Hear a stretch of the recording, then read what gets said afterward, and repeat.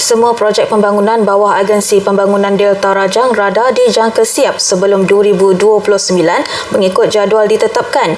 Menurut Timbalan Menteri Perancangan Bandar, Pentadbiran Tanah dan Alam Sekitar, Datuk Len Talif Saleh, 90 projek diluluskan tahun lepas.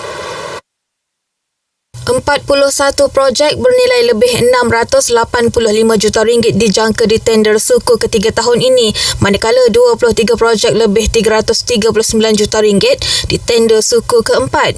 5 lagi projek bernilai RM100 juta dijangka memasuki proses tender pada suku pertama 2027, sementara satu projek bernilai RM15 juta di tender suku kedua tahun sama. Boleh juga dicepat-cepatkan, terutama sekali dari segi maklumlah.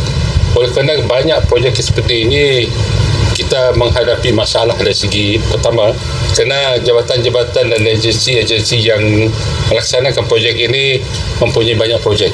Setiap projek perlu dilaksana mengikut prosedur dan garis panduan ditetapkan bagi memastikan ketelusan, integriti serta accountability.